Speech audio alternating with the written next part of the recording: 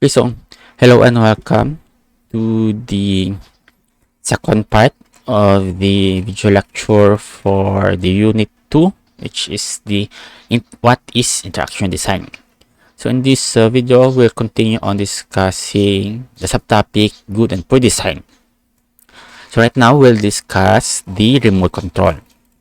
So every home entertainment system, be it the smart TV, top box, a stereo system, and so forth, comes with its own remote control. So each one is different in terms of how it looks and works. So manotice nyo man sa TV so if may mga TV pa kamuda, so may ara siya ring remote. So included na siya to remote, so that remote enables you to control the channel, control the volume, to set up on different modes. So although may mga buttons man dira sa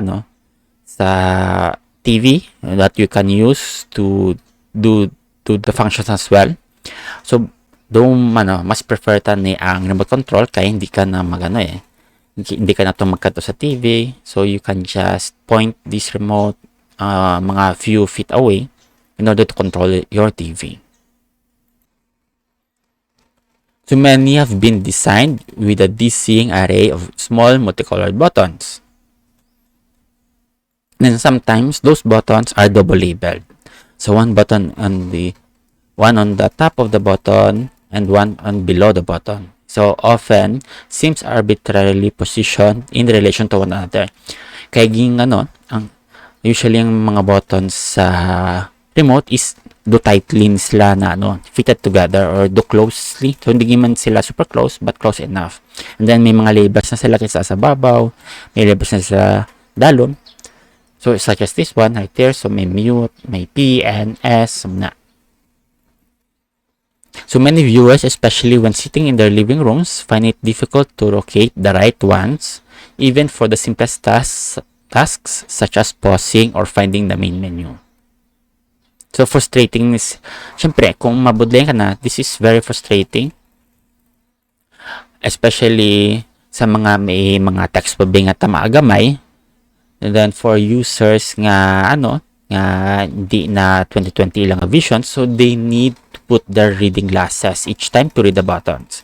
So the remote control appears to have been put together very much as an afterthought.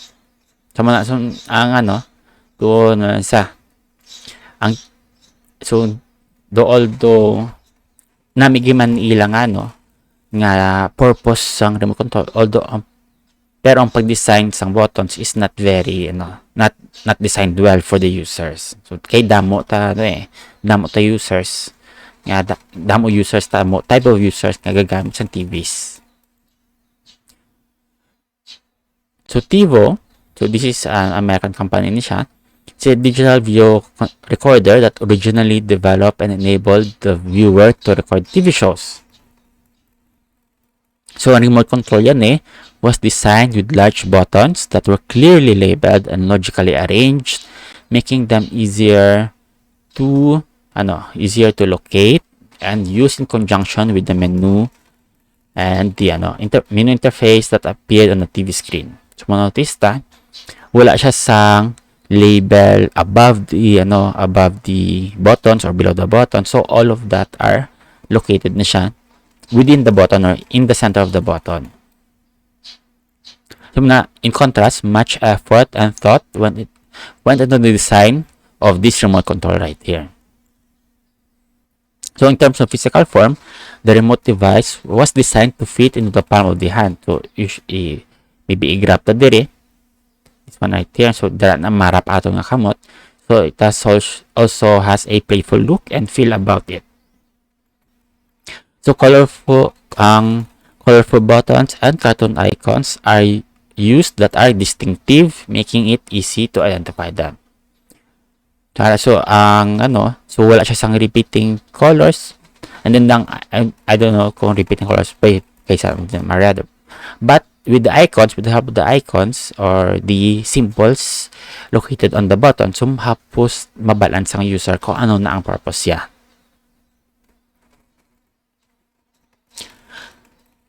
So how was it possible to create such a usable and appealing remote device where so many others have failed? So, ang sabat nila kay si T-Voice invested the time and effort to follow a user-centered design process. So, nagano sila, so, consider gid nila ang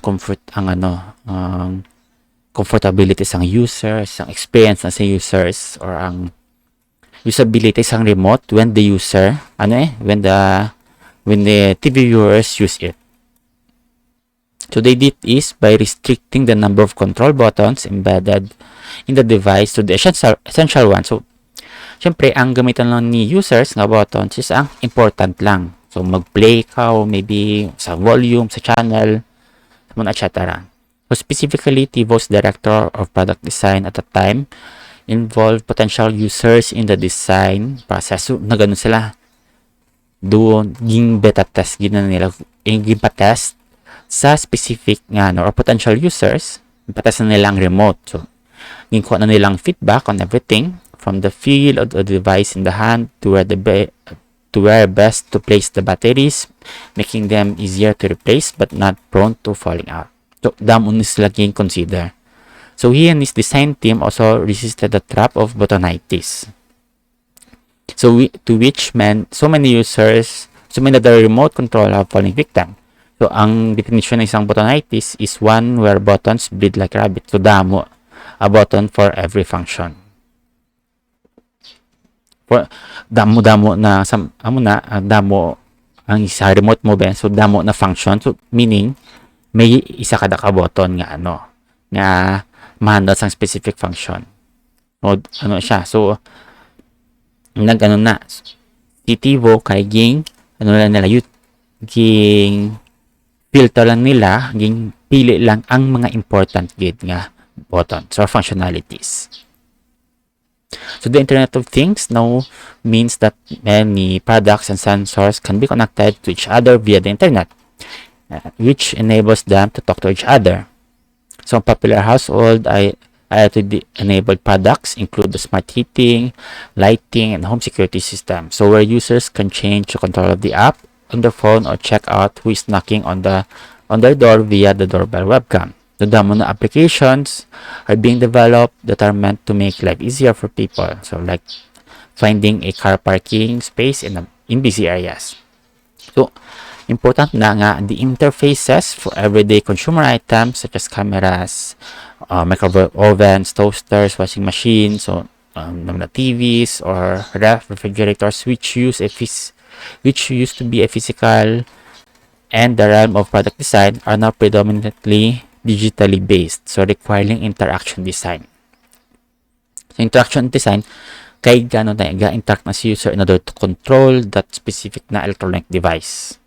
Sa mo na yung take advantage ni sang designers or sang companies to have their own team that is responsible for interaction design, especially for the Internet of Things. So a key question for interaction design is this. So how do we optimize the user's interaction with the system, environment, or product so that they support the user's activities in effective, useful, usable, and pleasurable ways? So what this all amounts to is the multitude of choices and decisions that interaction designers have to make for an ever-increasing range in products. Dapat i-consider nila na sila ma-work around gid na sila sa user. So paano na igamitan ng user to maximize the effectiveness, the usefulness, the usability, and the enjoyment of that user utilizing the system, their application or device, etc. So gina-consider involved in this in the design is considering what people are good and bad at. Maybe good na sila on remembering quick or small tasks, bad na sila at remembering long tasks, considering what might help people with the way they currently do things. So thinking through what might provide quality user experiences, listening to what people want and getting them involved in the design. So most companies amo na ginagawa nila, so gakuha sila feedback from the potential users makuha nila feedback on how they want to do or to use your system, your application, or your device. And using a user-centered techniques during the design progress. Muna, using a user-centered, so ma-revolve dito sa user ang designing sa interface and then the interaction. So understanding the user is the prime giving of factor when on the interaction designers. So that is the subtopic for good and poor design. So let's now move on to user experience. So the user experience refers, this one, on how a product behaves and used by the people in the real world. So si Jacob Nielsen and then Don Norman to define it as encompassing all aspects of the end user's interaction with the company, its services, and its products. So this interaction so experience nila on navigating the application or using the services, maybe to order a product muna. So kung utilizing that specific na application, so all of that experience right there is user experience. So more specifically, see user experience, so this is about how people feel about a product and their pleasure and satisfaction. So when using it, looking at it, holding it, and opening or closing it. So tanan gid nga interaction gina-include na sa user experience. So it includes their overall impression on how good it is to use, right down to the sensual effect. So small details on them, such as how smoothly the switch rotates or the sound of the click and the touch of the button when pressing it. So sa user experience, so sometimes, so when the user is when a user is gagamit nila sang product, so may mga feedback na sila nga ma-checkan. So whenever clicking a button, so may sound na. So in some maybe that are satisfying. So as stressed by Jesse Garrett, so every product that is used by someone has a user experience. So newspapers, ketchup bottles, or reclining armchairs, so cardigan sweater. So these are products na siya nga ginagamit sa users. So may may ilan na silang experience, so may ilan na silang feedback on that specific product. So sa newspapers, so maybe some of them enjoy, or some of them mas prefer nila ang digital na products. For ketchup bottles, so maybe some gusto nila ang bottle gid nga bottles nga ginahampak pa nila ang bottom para makuha, or some maybe prefer nilang squeezing bottles.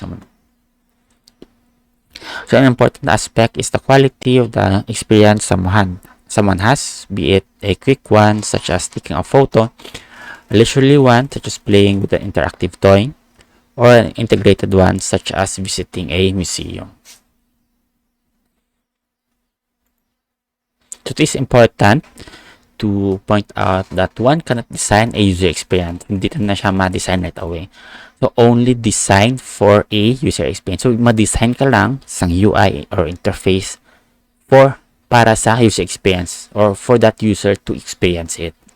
So in particular, one cannot design a sensual experience but only create design features that can evoke it. So ma-create siya sang design so that when users are using it, so may may features nga maka-evoke sang specific nga sensual experience, such as malipay na sila, o mabata na ng specific na sound, or ma-disturb na sila, so or ma-annoy na sila kay damo nga buttons, etc.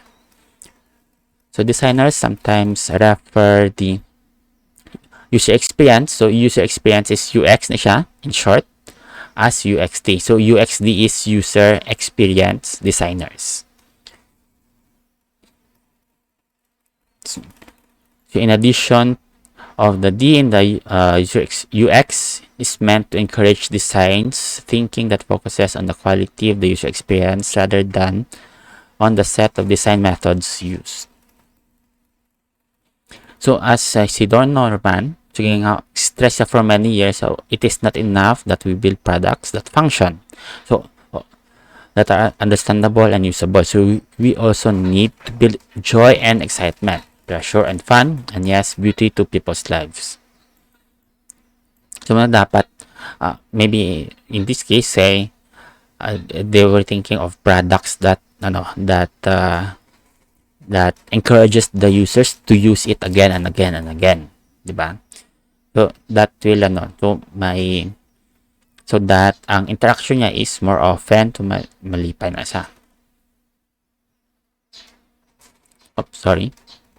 So here, in addition, Jack Carroll stresses that over wide-reaching aspects, including fun, health, social capital.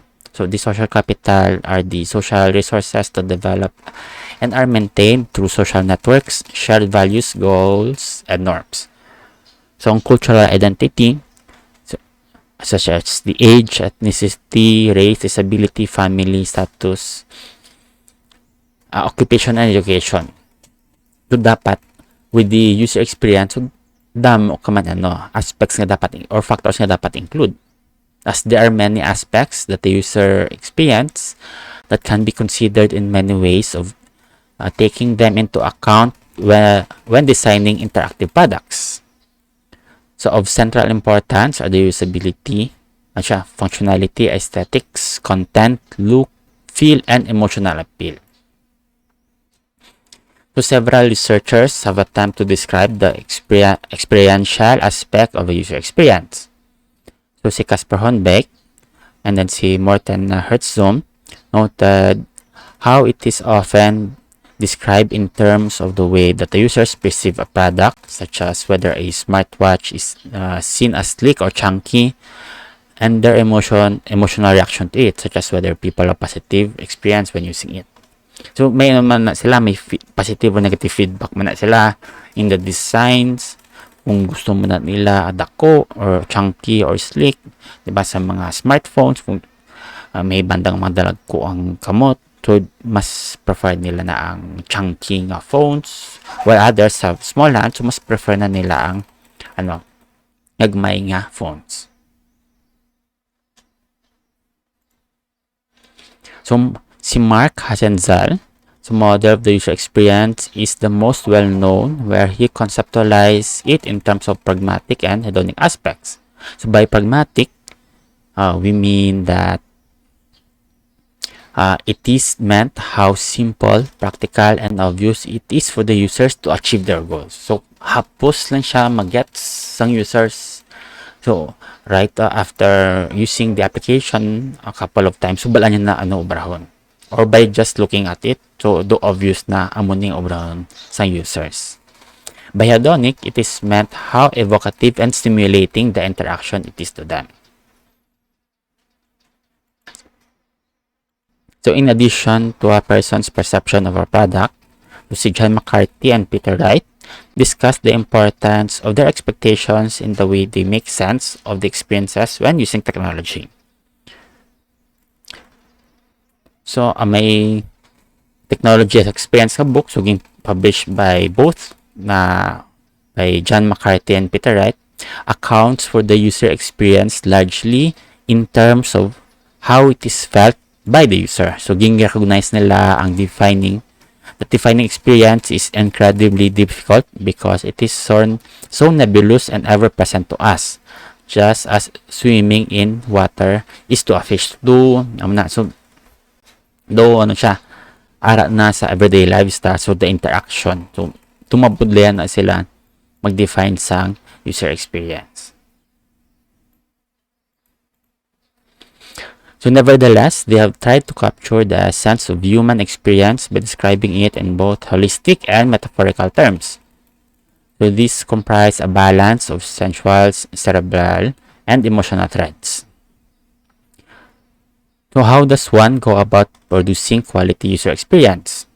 So there is no secret sauce or magical formula that can be readily applied by interaction designers. So muna kay this revolve the user experience, wala na sang wala pa na sang standard. Kay different users have different different needs, different preferences, different na damon na sila differences. So part of the process of understanding users is to be clear about the primary objective of developing an interactive product about them. So it is to design an efficient system that will allow them to be highly productive at their work.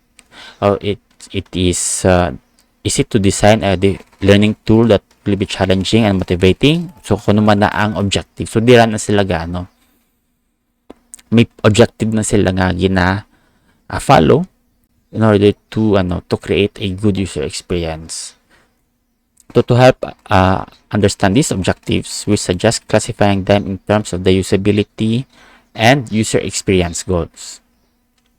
So traditionally, usability goals are concerned with meeting specific usability criteria, such as ang criteria nga is ma-achieve na siya when the user uses your application. So may efficiency sa atong system, application, whereas user experience goals are concerned siya with explicating the nature of the user experience. So for instance, to be aesthetically pleasing.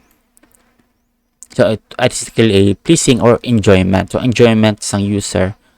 So that is one of the objectives that we need to consider for developing a good user experience. However, so that the distinction between the two types of goals is not clear-cut, since the usability is often fundamental to the quality of the user experience, and conversely, aspects of the user experience such as how it feels and looks are inextricably linked with how usable the product is. So usability and then si user experience ko. So hindi naman na siya mabudlay na siya i-define or ma-differentiate kay si usability. So man na siya mag-refer man na siya sa paggamit sang user sa aton nga application. So we distinguish between them. So distinguish between usability and user experience by to clarify the roles, but stress the importance of considering them together when designing for a user experience. Usability refers to ensuring that the interactive products are easy to learn, effective to use, and enjoyable from the user's perspective. So, amo nang go ang definition sang usability sa atong application, usability sang aton nga system. So it involves optimizing the interactions people have with the interactive products and to enable them to carry out the activities at work, at school, and in their everyday lives. So more specifically, usability is broken down into the following 6 goals, diba?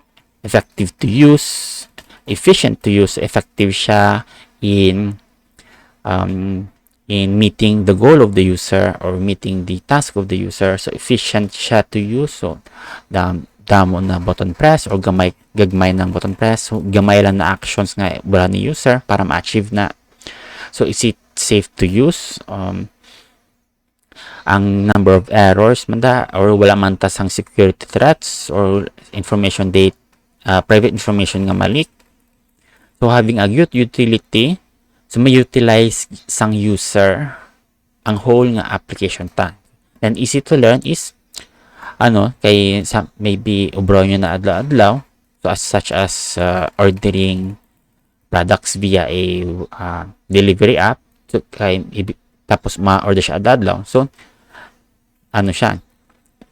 So ang imong application or system is if-hapos na siya tapos na siya ma-learn. So, ang number of steps dira is gamay lang. Tapos, ang imong flow dira is very fluid. Then, easy to remember on how to use. So related na siya sa easy to learn. So, diversity of user experience goals has been articulated in interaction design, so which covers a range of emotions and felt experiences. So this include desirable and undesirable ones. So this one are the desirable aspects. So sa paggamit bisang atong application or systems. So satisfying ba na siya, enjoyable na siya, engaging, pleasurable, helpful, motivating, challenging, fun, provocative, surprising, rewarding, or emotionally fulfilling.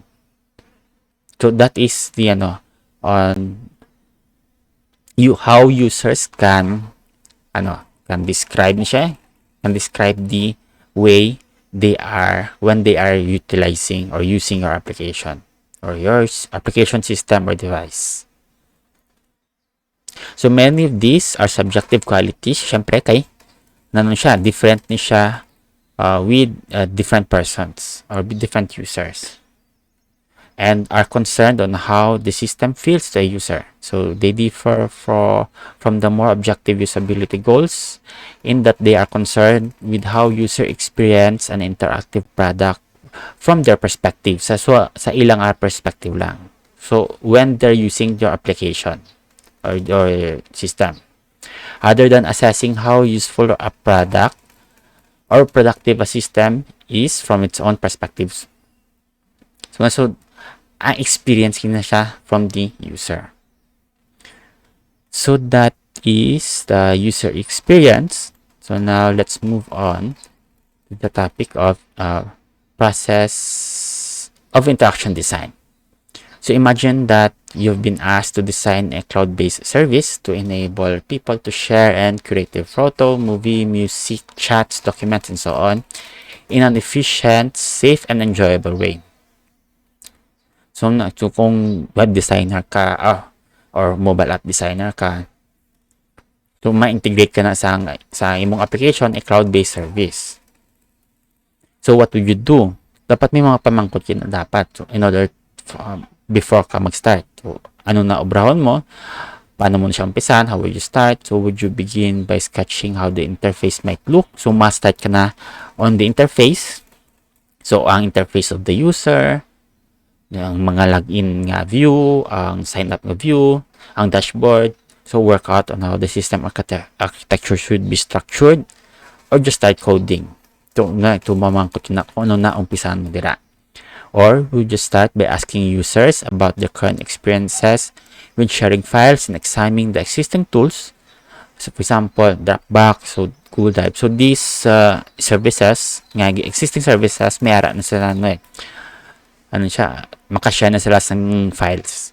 So, and based on this, begin thinking about on how are you going to design the new service. So, that is what would you do next. So, there are many fields of design, such as the graphics design, the architectural design, industrial design, and then software design. So although each discipline has its own approach to design, so there are commonalities. So may common ground between the different fields. So muna sa the Design Council of the United Kingdom capture this in the double diamond design as shown in this one. So this is the double diamond design. So mayroon ka diamonds. So this approach has 4 phases which are integrated. So discover. So designers try to gather insights about the problem. So mag-gather siya insights kung ano man ang goals sang atong application, sang system ta. So i-gather yan na. Then mag-gather man siya maybe sang sang problems when on some of the users using other applications such as maggamit ka sang Google Drive to may problems na present. The next is we have the area of define. So designers develop a clear brief that frames the design challenge. So ganun na sila. Pangitan sila sang area to focus upon. So with discovery of the problem, so may problem ka na, focus na sila sang area. So that will focus on how to find a way to potentially solve that problem. Then next is we have develop. So once nga may maka-focus ka sa area, so may nakita ka ng potential solution, so we try to develop that solution. So solutions are concepts are created, prototype, tested, and iterated. So, man na siya. May mag-go siya sa usual na flow.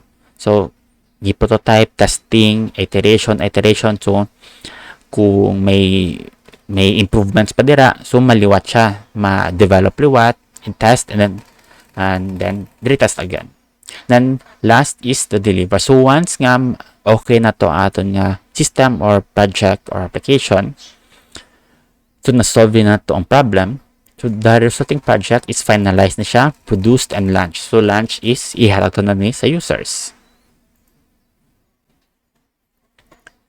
So, the interaction designs also follows these phases and is underpinned by the philosophy of user-centered design. So, that is involving users throughout development. So, traditionally, interaction designs begin by doing user research and then sketching their ideas. Amo na kay user design user experience. Amo na ang domain gid nga no, main component sa interaction design. So, to have a good user experience. So, muna, one way of doing user research is give out ka surveys, so mag-give out ka sa research, makuha ka na data from researches. So, based on that, makasketch ka na sa next nga ideas nga ubarahon or next step, makasketch ka na sa next step. But who are the users to be researched and how can they be involved in development? So, mapili ka pa na. So, determine ta pa na siya ang users. So, will they know what they want or need if you just ask them? From where do interaction designers get their ideas and how do they generate the designs? So, muna, may mga problems ka pa nga dapat may mga questions ka pa nga dapat i-solve so in order to proceed to the next step. So, design is also about trade-offs. Trade-offs meaning mabalance ka na. So, isa ka factor is mabutang ka sang importance or weight compared to the other present na factors. So, balancing conflicting requirements. So, may requirements, mayroon tasang maybe different requirements such as the usability, the enjoyment, and then the efficiency. So, those are three factors. So, mano ka na. So, usually, in designing, so, mapili ka na kung din ang mas important. Good. Okay, so we'll continue on discussing the process of interaction design on the next video lecture. Okay, so thank you for watching and see you on the next one.